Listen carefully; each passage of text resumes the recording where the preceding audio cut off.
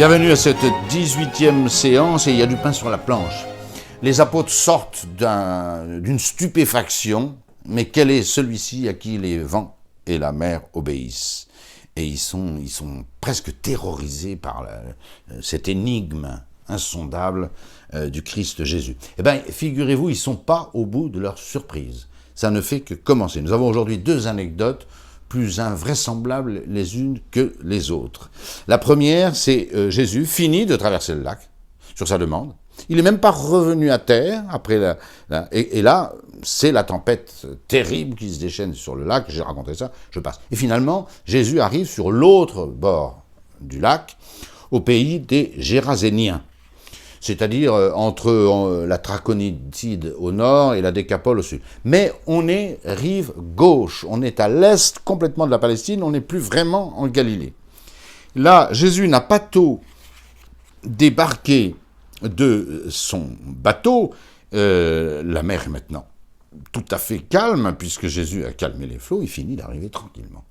Et à peine Jésus a-t-il débarqué sur la rive est du lac de Tibériade, dès qu'il a quitté sa barque, je vais suivre beaucoup Saint Marc aujourd'hui, parce que Saint Pierre a été bouleversé par la tempête apaisée, mais également par cet exorcisme fulgurant, et puis par l'hémorroïs. Vous allez très bien comprendre. Aussitôt qu'il eut quitté la barque, vint à sa rencontre, sortant des tombeaux, un homme en état de possession d'un esprit impur. Le type sort des tombeaux, il vit dans les tombeaux. Et la description de cet homme possédé est terrible, vous allez voir, terrible. Il avait sa demeure dans les tombeaux. Voyant Jésus de loin, il accourt et se prosterne devant lui en vociférant d'une voix forte. « Qu'y a-t-il entre moi et toi, Jésus, fils du Très-Haut, fils de Dieu, du Très-Haut, du Dieu Très-Haut? Je t'adjure, par Dieu, ne me tourmente pas. » C'est invraisemblable, ce texte.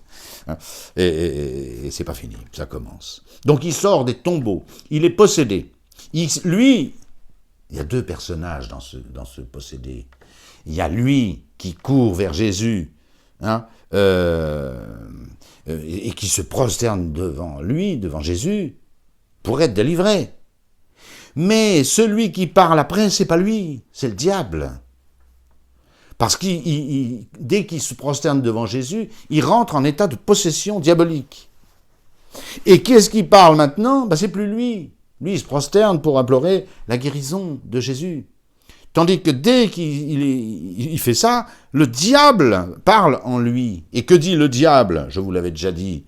Encore, ce qu'y a-t-il entre toi et moi? Qui va revenir 2 autres fois dans l'Évangile. 3 fois. Et c'est toujours les démons qui disent cela. Je relis ce texte. Qu'y a-t-il? Vocifère-t-il? Qu'y a-t-il entre moi et toi, Jésus, fils du Dieu très haut? Je t'adjure par Dieu. Alors c'est incroyable. C'est le diable qui adjure Jésus par Dieu, en suppliant que Dieu ne demande pas à Jésus, mais Dieu et Jésus, c'est sunti idem, c'est le même, ne me tourmente pas avant le temps. Car Jésus lui disait, sors de cet homme, esprit impur, sors de cet homme. Non mais vous voyez la scène, c'est inimaginable. Petite anecdote, Matthieu, qui est très succinct sur ce miracle invraisemblable, dit qu'il y avait 2 démoniaques. Il y avait certainement un principal, cet homme qui vivait dans les tombeaux, et sa description n'est pas finie, et puis un autre. Ça n'a aucune importance, à part Matthieu qui mentionne qu'il y avait 2 personnes possédées. Il y avait un principal et un accessoire. Et alors, Saint-Pierre, ou Saint-Marc, dans la bouche de Saint-Pierre, qu'il note, précise l'état d'extrême décrépitude de ce possédé, et probablement de son petit compagnon. Personne ne pouvait plus le lier, même avec une chaîne, car on l'avait souvent lié avec des chaînes et des entraves, et il avait tout mis en morceaux, il avait mis les chaînes en morceaux et brisé les entraves. Quand quelqu'un est en état de possession, c'est plus lui qui manipule ses muscles, ses organes vocaux et tout le reste, c'est le diable. Et le diable fait produire une force, c'est connu dans tous les exorcismes, encore maintenant, une force insoupçonnée au corps humain. Insoupçonnée. Insoupçonnée. Il cassait les chaînes, on n'est pas dans un film américain, hein. On est dans la réalité. Je fais une petite parenthèse. À lire l'Évangile, on a l'impression qu'il y a des possédés presque partout et tout le temps, et à foison. Et je réponds, c'est vrai. C'est vrai. C'est vrai qu'à cette époque-là, il y a énormément de possédés du diable. Et il ne faut surtout pas s'en étonner. Et c'est normal. Pourquoi c'est normal ? Parce que le monde antique est submergé par le culte des idoles. Rome se faisait fort, dans son orgueil, de ne refuser aucune idole. Il y avait à Rome le Panthéon, c'est-à-dire le temple de tous les dieux, de toutes les idoles. Or David nous en avait averti, et c'est toute l'Écriture avec lui, toutes les idoles des nations sont des démons. Donc, si vous voulez, le monde païen, de façon régulière, massive, rendait un culte à des démons. Il ne faut pas s'étonner après qu'il y ait eu dans ces époques de si nombreux possédés. Nous arrivons après 15 siècles de civilisation chrétienne. Jésus nous a délivrés du diable. Jésus nous a délivrés du diable. À part ceux qui fricotent encore avec lui et qui font des pactes, je vous ai déjà raconté l'histoire de John Lennon, les autres sont à l'abri du diable. Un chrétien qui vit sa vie chrétienne normalement est à l'abri du diable. Mais à cette époque-là, non seulement on n'est pas à l'abri du diable, mais on le cherche, on le cultive, on lui rend un culte par les idoles. Alors forcément, des possédés, il y en a à tous les coins de rue. Il ne faut pas s'étonner. Je ferme cette parenthèse. Alors, voyez, personne ne pouvait l'attacher. Il brisait toutes les entraves, il cassait les chaînes avec lesquelles et constamment, nuit et jour, il était dans les tombeaux et dans les montagnes, vociférant et se meurtrissant avec des pierres. Le démon est méchant, il est méchant.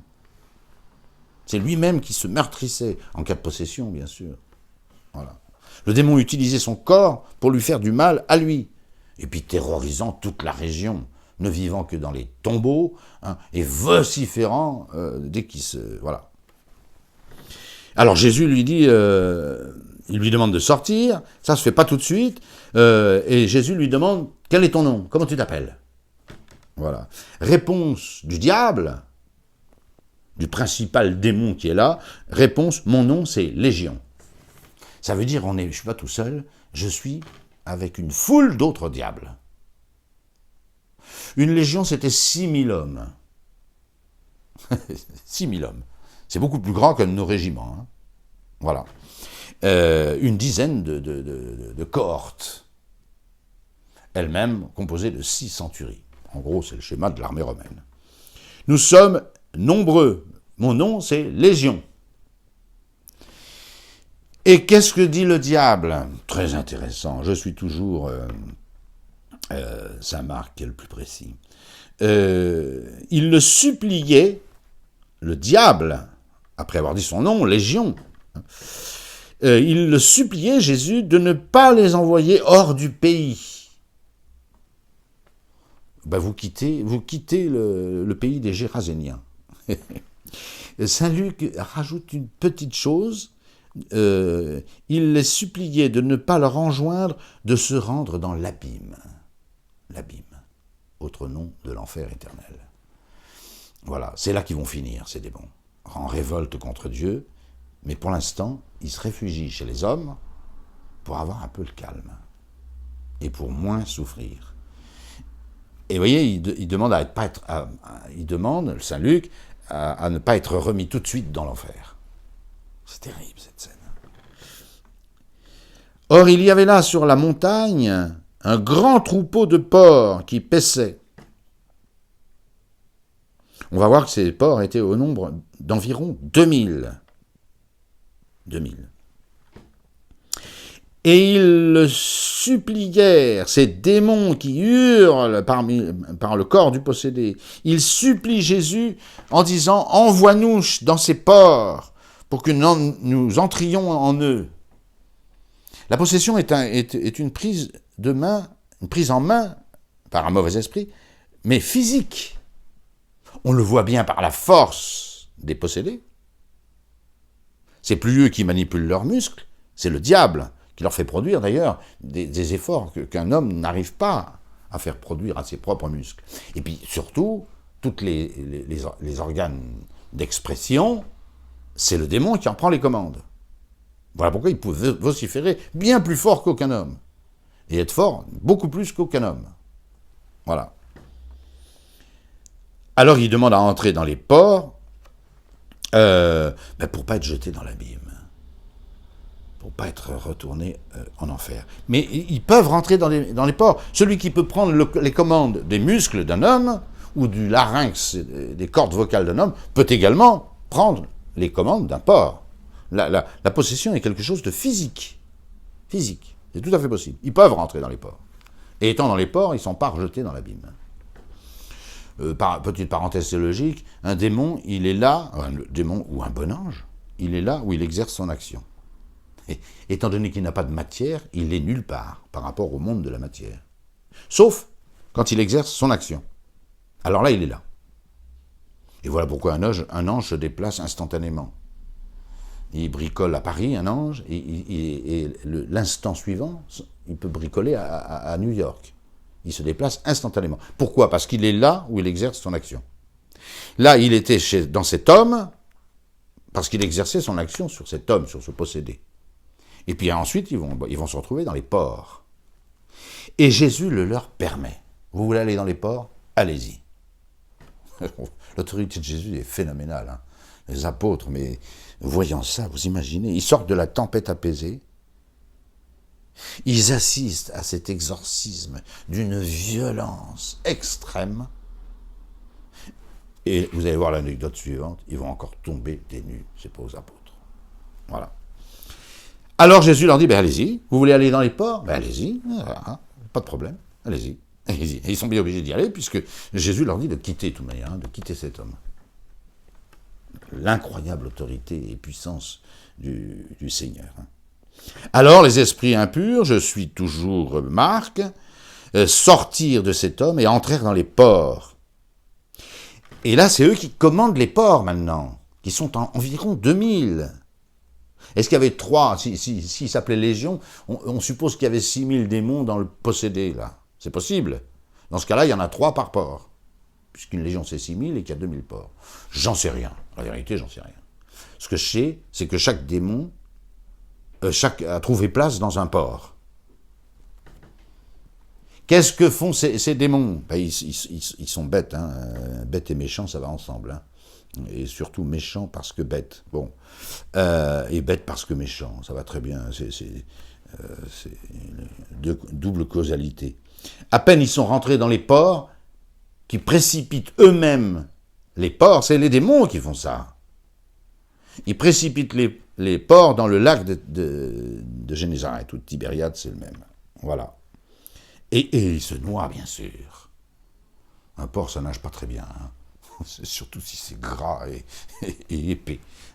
Ils se précipitent, les démons précipitent les porcs dans le lac de Génézareth, et ils se noient tous. Où est-ce que filent les démons ? Probablement, cette fois-ci, vers l'abîme. Parce qu'ils n'ont plus voilà. Parce que les démons ne rentraient pas librement dans un homme. Il fallait que cet homme donne des gages. Comme encore maintenant, si quelqu'un s'amuse à faire un pacte avec le diable pour devenir riche et célèbre, et vivre dans les plaisirs et la popularité, ça marche. Ça marche. Mais il est bien évident que là, ils n'ont plus ils ne peuvent pas rentrer comme ça dans le premier venu. Il faut donner des gages. C'était facile du temps de l'idolâtrie, je n'y reviens pas. C'est beaucoup plus difficile maintenant, encore que malheureusement, on s'aperçoit que les rites sataniques se multiplient, et c'est très lié à la pédophilie, par exemple. Hein.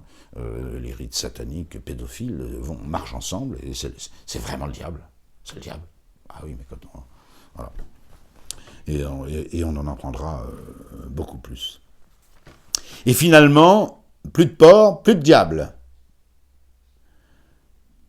Mais alors, il y en a qui vont être très mécontents, c'est le propriétaire des porcs. Évidemment, ils ont perdu 2000 porcs. Voilà. Et il n'y a pas d'assurance de ce temps-là. Et ceux qui faisaient paître s'enfuir et portèrent la nouvelle dans la ville et dans les hameaux. Pourquoi ils ne sont pas contents? Ils sont pas contents parce qu'ils ont perdu un argent considérable. Considérable. Hein. Et ce n'est pas Jésus qui les a dépossédés des porcs, c'est les diables. Hein. Jésus n'a pas à indemniser ses propriétaires. C'est pas lui qui a jeté les porcs dans la mer de Tibériade. C'est les diables. C'est pas pareil. Ils arrivèrent auprès de Jésus, ses propriétaires. Et puis ils aperçoivent le démoniaque qui est devenu tout calme. Il est bien rhabillé, il est propre sur lui, vêtu dans tout son bon sens, précise et Luc et Marc, et ils prirent peur. Ils ont peur. Voilà. Ceux qui avaient assisté à la scène racontent au propriétaire ce qui s'est passé. Hein. Alors, ils ont peur pour... d'abord, ils sont ruinés. Les propriétaires sont ruinés. Mais tout le monde a peur. Jésus, là, a fait peur. Cet exorcisme est tellement fulgurant que tout le monde a peur. Il n'y en a qu'un qui n'a pas peur. Alors, ils ont tellement peur qu'ils demandent à Jésus de quitter le pays. Et Jésus, d'ailleurs, va quitter le pays. Voilà. Ils supplièrent de s'éloigner de leurs frontières. Voilà. Et Jésus va accéder. Il n'a fait qu'une traversée. Hein. Il était à Capharnaüm en train de prêcher les paraboles. Il traverse le lac, c'est la tempête effrayante. Il la calme. Les apôtres sont au comble de l'inquiétude. Il aborde au pays des Géraséniens. Il fait cet exorcisme inouï, il n'y a pas d'autre mot. Hein. On lui demande après de partir, parce qu'on est terrorisé par ce... Ils auraient dû être rassurés, ces imbéciles. Ce possédé là qui hurlait, qui vivait dans les tombeaux, qui vociférait, qu'on ne pouvait pas attacher, ils avaient essayé avec des chaînes qui cassaient tout. Ils auraient pu remercier Jésus d'être délivrés de cet énergumène et des diables qui l'habitaient, enfin tout de même, mais pas du tout. Non, Jésus est effrayant, hein, là c'est trop, et il faut qu'il quitte le pays. Et Jésus va quitter le pays. Au moment où Jésus va remonter dans la barque, hein, le possédé, l'ex-possédé, qui est très calme, plein de bon sens, bien habillé, propre, et surtout d'une grande paix, et qui lui a une gratitude envers Jésus, mais voilà, et probablement son petit compagnon également. Qu'est-ce qu'il demande ? Et comme il montait dans la barque, il va repasser rive droite, hein, voilà, en Galilée. Celui qui avait été possédé du démon lui demandait d'être avec lui. Ah bah oui, normal. Est-ce que je peux rester avec vous, Jésus de Nazareth? Il avait bien raison. Hein. Voilà. Mais Jésus ne le lui permit pas. Il lui dit, retire-toi dans ta maison, auprès des tiens, et annonce-leur tout ce que le Seigneur a fait pour toi, et comment il a eu pitié de toi. Voilà. Pourquoi Jésus prend cette décision. Faire de cet ex-possédé, qui est très bien intentionné, qui est beau et qui est touchant maintenant, mais faire un disciple ou un des 72 disciples, ou en faire un apôtre, un collaborateur des apôtres, voilà, il ne faut quand même pas... Hein, pour le sacerdoce, on ne prend pas des jeunes convertis. Et voilà, Saint Paul le dit à Timothée. Il revient quand même de très loin, il avait 2000 démons dans son corps, on ne va pas en faire un héros de l'évangile. Hein. Par contre, il peut prêcher et dire à tout le monde combien Dieu et Jésus ont été bons avec lui. Et c'est ce qu'il fait. Il se met à parcourir toute la Décapole et la Traconitide en disant « Mais vous ne savez pas ce qui m'est arrivé, hein, ce Jésus de Nazareth, il est quand même formidable. » Formidable au sens technique du terme, qui inspire la crainte et l'étonnement. Et c'est pas fini. On tourne la page et vous avez 2 miracles intercalés l'un dans l'autre. Et je vous l'ai déjà dit, j'aime beaucoup cette page d'évangile. C'est presque ma préférée, si je puis dire, au point de vue anecdotique. Mais elle va nous en dire très long sur le cœur de Jésus, sur la psychologie de Jésus, qui étonne, qui surprend chaque jour un peu plus.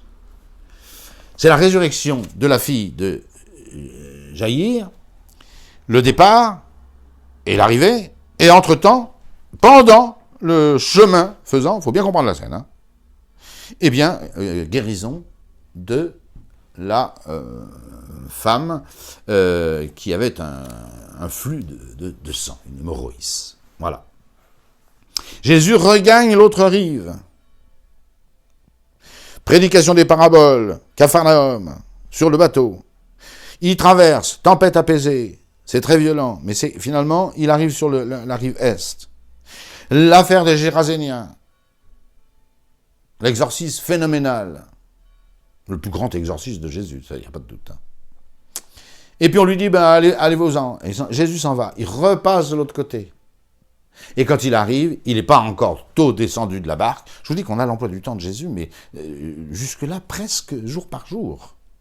Il n'est pas tôt descendu de la barque, comme quand rive gauche, il n'est pas descendu de la barque, le possédé arrive, là il refait, il transfrète de l'autre côté, il n'est pas tôt descendu que vient le trouver, alors non pas un possédé, mais un personnage respectable. Je suis là encore, mot à mot, la version de saint Marc. Saint Matthieu est presque inexistant sur l'intercalaire de l'hémorroïs. Il focalise uniquement sur le début et sur la fin, c'est-à-dire la demande de guérison de la fille de Jaïr, et quand elle est morte, sa résurrection. Mais l'anecdote chemin faisant de l'hémorroïs, saint Matthieu n'en parle pas. Or, donc, elle est très peu connue, cette anecdote, parce que la liturgie vous livre uniquement la version de saint Matthieu. Donc, si vous connaissez la résurrection de la fille de Jaïr, très bien, parce que vous allez à la messe, et que vous avez entendu ce texte, parfait, mais vous ignorez absolument le déroulement de la guérison de l'hémorroïs. Et là, vous vous apercevez que saint Marc est 4 fois plus long que saint Matthieu, alors que d'habitude, c'est l'inverse. Ça doit faire tilt. Et vous allez voir que ça va faire tilt. Jésus descend du bateau. Dès qu'il descend du bateau, la foule nombreuse s'assemble. Alors cette fois-ci, la foule ne quitte plus Jésus, jusqu'à son départ de la Galilée. Vous imaginez qu'avec les miracles qu'il fait, il devient d'une popularité inouïe. Inouïe. Il n'est pas tôt descendu qu'un des chefs de la synagogue, je suis saint Marc, nommé Jaïr, se présente devant lui. Et le voyant, il tombe à ses pieds et le supplie avec instance en disant « Ma petite fille est à toute extrémité, c'est bientôt l'agonie, viens lui imposer les mains afin qu'elle soit sauvée et qu'elle vive. » Voilà, attention. Il est plein de foi, cet homme. Et c'est un des chefs de la synagogue. Donc c'est un personnage considérable, et c'est beau, parce que c'est un juif qui est chef de la synagogue, et qui supplie Jésus de venir guérir sa petite fille qui est à l'agonie. Jésus ne demande rien, là. Et il s'en alla avec lui. Jésus emboîte le pas. Il dit même pas, c'est bon, je vais y aller. Voilà.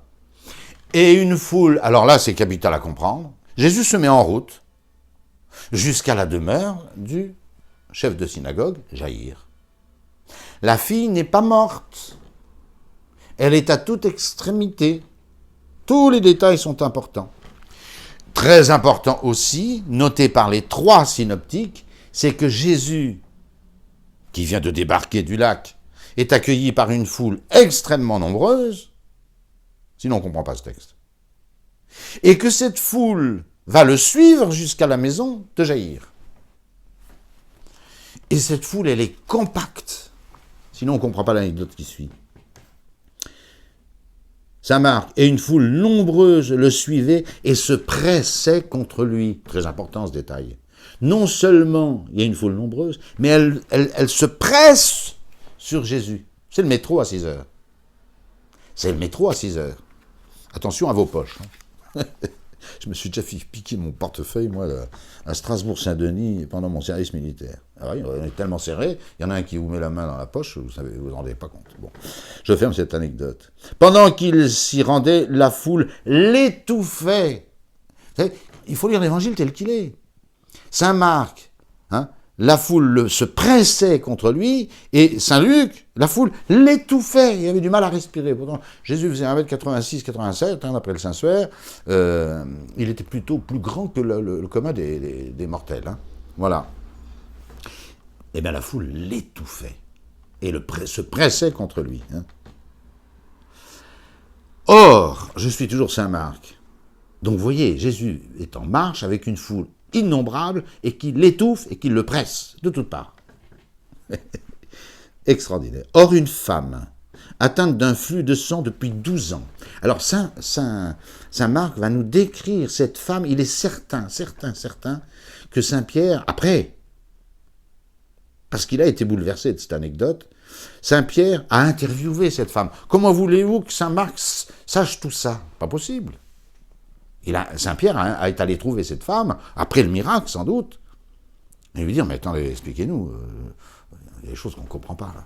Alors comment il sait tout ça, Saint Pierre? Il n'y a pas de lézard, il a interviewé cette femme. Or une femme, alors atteinte d'un flux de sang depuis 12 ans, mais ça, il n'y a que la femme qui peut dire ça, et qui avait eu beaucoup à souffrir. Qu'est-ce qui l'avait fait souffrir, cette femme? Du fait de nombreux médecins, et qui avait dépensé tout son avoir sans aucun profit. Donc elle allait de médecin en médecin. Les médecins de cette époque, c'est des charlatans, hein, ils ne savaient rien du tout, voilà. À part un peu d'huile et un peu de purgatif, voilà. Mais ça, la constante, c'est qu'ils faisaient payer, c'est sûr ça. Ils faisaient payer, honoraire. Ouais, honoraire.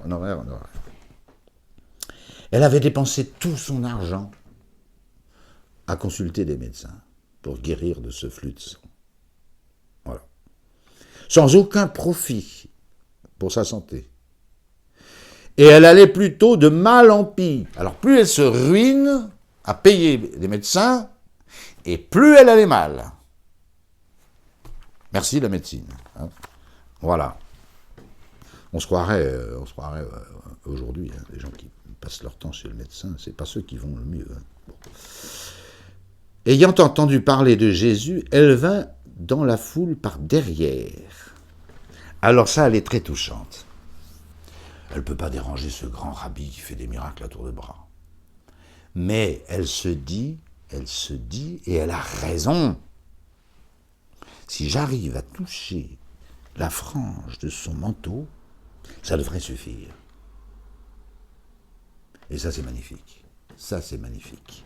Donc, elle va agir le plus incognito possible.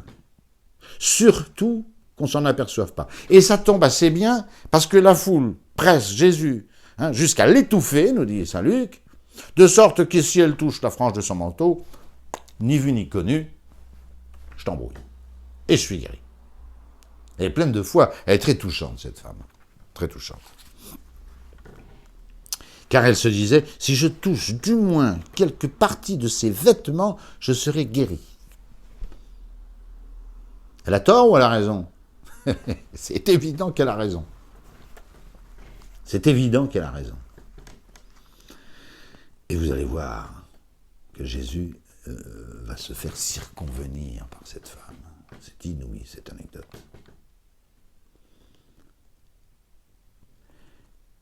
Elle se dit ça, et finalement elle le fait, incognito, elle a dû ramper presque au sol pour toucher la frange de son manteau. Voilà. Et aussitôt qu'elle le fait, elle touche la frange.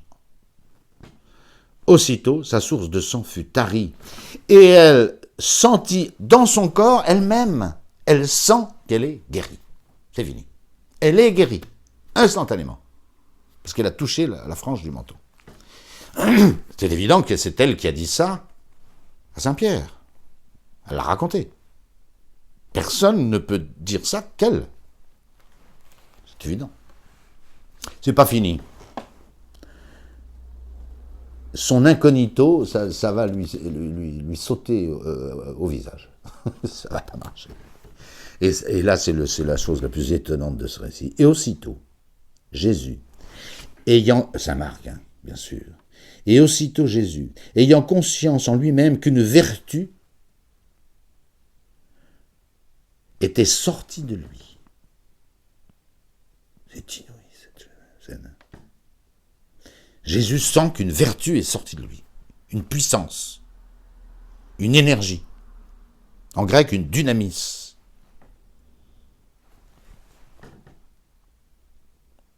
Jésus a fait un miracle à l'insu de son plein gré. C'est exactement ça. La divinité déborde tellement du corps humain de Jésus. Hein, en lui, dira saint Paul, habite corporellement toute la plénitude de la divinité. Toucher Jésus, c'est toucher Dieu. Et l'enveloppe fragile du corps de notre Seigneur transmet la puissance des miracles qui est celle de Dieu. C'est inouï. Et puis Jésus se dit qu'il y a quelque chose, une vertu, une puissance, une dynamis qui est sortie de moi. Alors il s'arrête de marcher. Il faut voir la scène. C'est Saint-Pierre. Saint-Pierre a été bouleversé de cette scène. C'est clair. Tout ça, c'est Saint-Marc. Et les autres ne le disent pas. Jésus sentit qu'une vertu était sortie de lui, et se retournant dans la foule, il disait « Qui m'a touché? Qui a touché mes vêtements ?» Donc vous voyez, Jésus est oppressé, on l'étouffe, une vertu sort de lui, il s'arrête, il se retourne, et il dit « Mais qui est-ce qui m'a touché? Qui est-ce qui a touché mes vêtements ?» L'incognito de la bonne femme va voler en éclats, ça c'est clair. Voilà. Mais c'est pas ça le plus intéressant. C'est que les disciples qui oppressaient Jésus jusqu'à l'étouffer, vous avez bien entendu, je cite, se reculent. Et quand Jésus dit « Mais qui m'a touché? Qui a touché mes vêtements ?» Tout le monde se recule, et les apôtres, comme on se croirait à l'école primaire, en cours élémentaire 1, « C'est pas moi, c'est pas moi, c'est pas moi. » C'est ce que disent les apôtres. Écoutez bien. Qui a touché mes vêtements? Jésus ça s'arrête et se retourne. Tout le monde s'écarte de lui. Qui a touché mes vêtements? Et les apôtres se reculent et ils disent tous, écoutez, et ses disciples lui disaient, mais vous voyez la foule qui vous presse de toutes parts et vous dites qui m'a touché? Et il regardait autour pour savoir qui avait fait cela. Jésus scrute. Vous voyez, Saint Luc est encore plus précis. Jésus dit, mais qui m'a touché? Tous s'en défendant. C'est pas moi. Mais comme à l'école. Qu'est-ce qui a fait le coup? Qu'est-ce qui a envoyé la boule puante, là, je sais pas quoi? C'est pas moi, c'est pas moi, c'est pas moi. Et Luc nomme Pierre. Tous s'en défendant. Pierre et ceux qui étaient avec lui dirent, mais enfin, maître, la foule vous entoure et vous presse de toutes parts, et vous dites, mais qui m'a touché? On ne comprend plus, là. On ne comprend plus. Pourtant, Jésus leur avait dit, une vertu est sortie de moi. Cette scène est étonnante. Et Jésus redonne son explication, Saint Luc, quelqu'un m'a touché, car j'ai senti qu'une vertu était sortie de moi. Et il regardait, je reviens à Saint Marc, il regardait autour pour voir celle qui avait fait cela. Or, la femme qui a dû essayer de se planquer, mais qui a raté complètement son anonymat, elle n'a pas raté son coup, elle est guérie. Et elle le sait. Mais elle voulait rester incognito et totalement anonyme. Ah bah là c'est complètement raté, complètement raté. La femme effrayée et tremblante, sachant ce qui lui était arrivé, tomba aux pieds de Jésus et lui dit toute la vérité. Elle lâche le morceau, c'est moi qui ai fait le coup. Ça, c'est vraiment admirable, cette histoire. Voilà. Autre chose étonnante, alors Jésus lui dit, ma fille, ta foi t'a sauvée. Il la relève, qu'est-ce qu'elle a fait de mal? Rien. Elle a simplement cru ce qu'était vraiment Jésus. C'est qu'en touchant la frange de son manteau, ça suffisait. Un petit avis à ceux qui communient souvent et tous les jours. Hein. Vous pourriez être guéri de n'importe quelle maladie, vous touchez Jésus, de la même manière que cette femme. Et pas seulement la frange de son manteau. Hein. Et puis c'est pas simplement un contact du bout des doigts, voilà. Pourquoi Jésus Jésus va ratifier le miracle qu'il a déjà fait. Parce qu'il l'a fait à l'insu de son plein gré, hein, je me répète, et il doit ratifier le miracle. Ce miracle a été physique. Physique. Toucher la frange du manteau de Jésus, toucher Jésus, c'est toucher à la divinité. Ça a fait un miracle. Elle est guérie. Mais il faut quand même que l'intelligence, l'âme et la volonté du Christ Jésus fait homme disent, bon, bah c'est ok. Voilà. Aucune scène de l'Évangile ne livre la psychologie de Jésus. La divinité déborde de Jésus. Le corps de Jésus, avec son 1,87 m, est trop petit pour contenir l'éternelle divinité et la substance et la nature divine. Ça loge pas. Donc ça déborde. Sous forme de dynamisme, sous forme de... Voilà. Et Jésus le sait, ça. Il le sait. La psychologie de Jésus est inouïe. Inouïe. Alors, on va finir par arriver à la maison de Jaïr. Comme il parlait encore, toujours Saint Marc, on se présente devant le chef de la synagogue. Là encore, vous n'êtes pas au bout de vos surprises, hein, même si c'est court.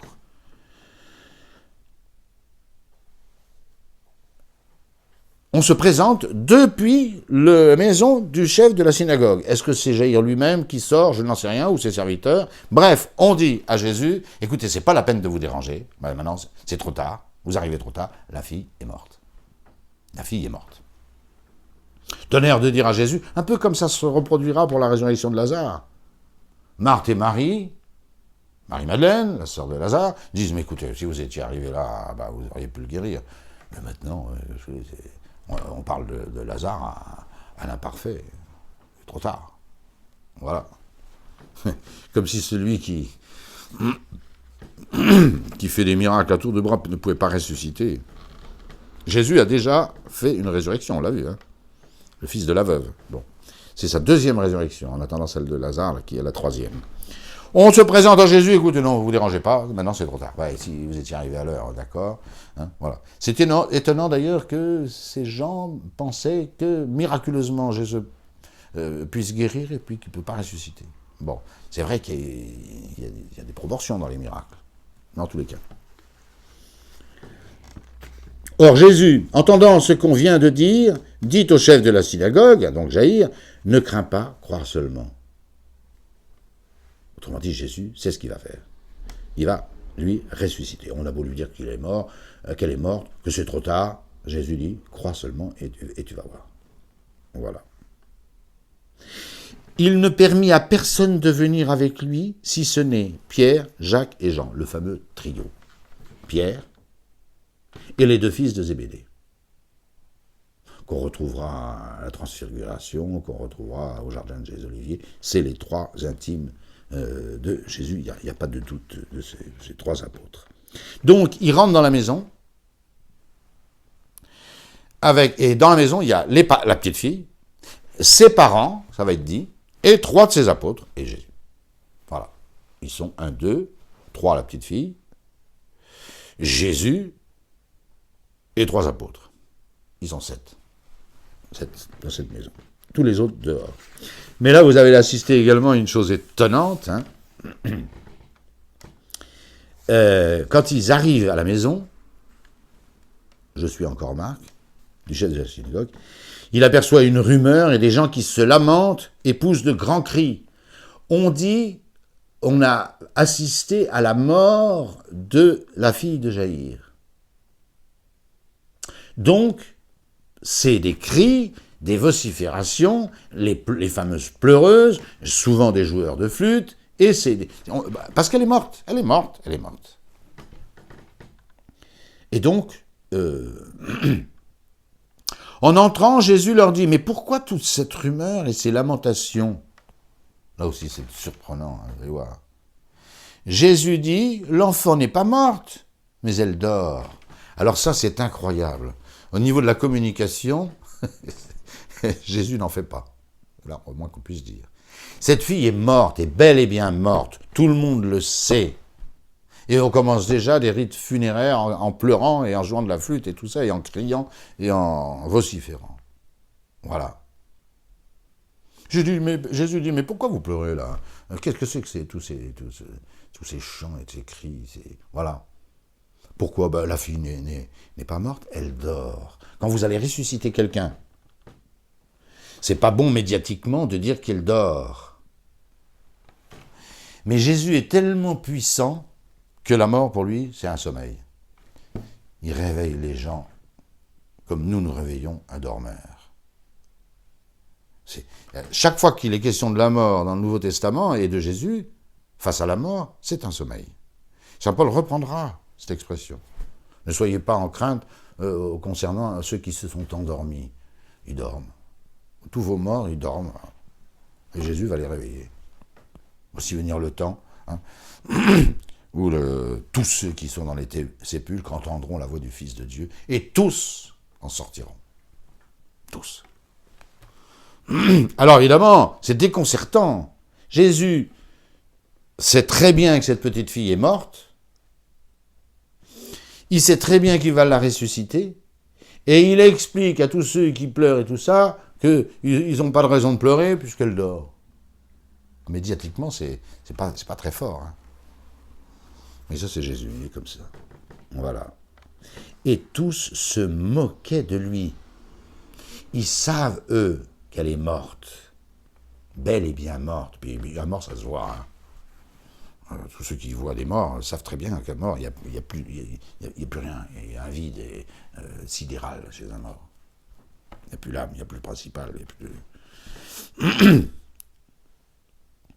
Mais lui, Jésus, les ayant tous mis dehors, prend le père de l'enfant et sa mère, et ceux qui étaient avec lui, Pierre, Jacques et Jean, il pénètre là où était l'enfant. Voilà. Et comme pour Jésus, elle dort, il la prend par la main, cette petite fille de 12 ans, et il lui dit, Talita Kumi. Ce qui signifie petite fille. C'est très affectueux en plus. Talita Kumi, lève-toi.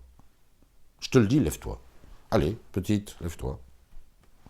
Talita Kumi, lève-toi. Ben oui, pour Jésus. Elle est morte, hein, attention, elle est morte. Puis tout le monde le sait qu'elle est morte. Elle est belle et bien morte. On a même prévenu Jésus avant qu'il arrive.